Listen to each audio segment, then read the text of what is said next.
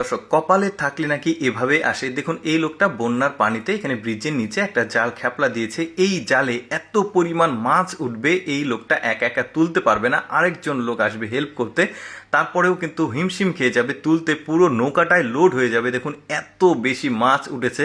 ওই যে বললাম যে আসলে কপালে থাকলে আসলে এইভাবে আসে। এইরকম আরও চমৎকার চমৎকার সব বন্যার পানিতে মাছ ধরার দৃশ্য আপনাদেরকে দেখাবো। দেখুন পুরো নৌকাটা লোড হয়ে গেছে। তারপরে দেখুন এইখানে নদীতে নৌকা দাঁড়ানো আছে, আর মাছগুলো কোনো একটা কারণবশত লাফিয়ে লাফিয়ে এসে এই নৌকাটা লোড হচ্ছে। দেখুন কি চমৎকার, লোকটা জাস্ট বসে আছে, কিছুই করেনি, আর মাছগুলো লাফিয়ে লাফিয়ে এই নদী থেকে এসে এই নৌকাতে পড়ছে। সম্ভবত বন্যার পানির স্রোত যাচ্ছে, ওই পাশে বড় একটা শিপ আছে।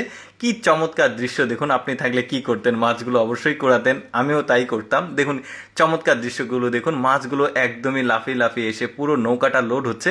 আরও চমৎকার কিছু দৃশ্য দেখায়। আচ্ছা, এবার যেটা দেখাবো এটাও আমার কাছে খুব ভালো লেগেছে। দেখুন বন্যার পানির স্রোত গিয়েছে এদিক দিয়ে, আর স্রোতের সাথে অনেকগুলো মাছ এসে রাস্তার উপর দিয়ে পানি গেছে, আর রাস্তার কার্নিশে এসে মাছগুলো এখানে আটকে গেছে, পানির স্রোত চলে গেছে, এই মহিলাটা দেখাচ্ছে।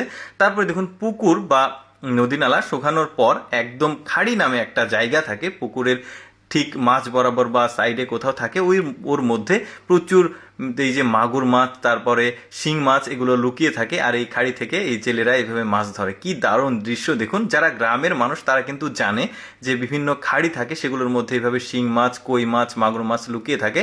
এখানকার দৃশ্যটা তো আরো অবাক করার মতো। দেখুন এই লোকটার হাতে মাছের খাবার আছে, মাছগুলো দেখুন মুখ দিয়ে পানি উপরের দিকে ছিটিয়ে দিচ্ছে, আর লোকটার ওই খাবারে, হাতে যে খাবার আছে খাবারে পানিটা পড়ছে, আর খাবারটা যাতে পানিতে পড়ে যায় আর এই মাছগুলো খেতে পারে। এই মাছগুলো কিন্তু এভাবেই জঙ্গল থেকে, গাছপালা থেকে পোকা মাকড় পিঁপড়া এভাবে আসলে পানি ছিটিয়ে দিয়ে পানিতে ফেলে দেয়, তারপরে ওরা খায়।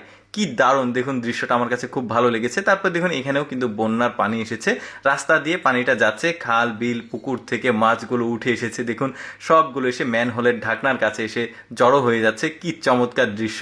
তারপরে এখানে দেখুন বন্যার পানি চলে এসেছে রাস্তাতে, লোকজন মাছ ধরছে রাস্তাতেই। কি দারুণ দৃশ্য, তাই না?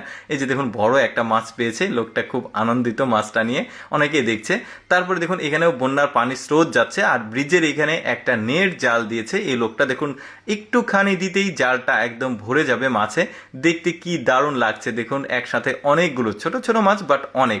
তারপরে এখানেও দেখুন বন্যার পানিগুলো আসছে একদম রাস্তা বেয়ে বেয়ে, সাথে দেখুন ছোট ছোট অনেক মাছ আসছে, সবাই কিন্তু মাছগুলো ধরছে।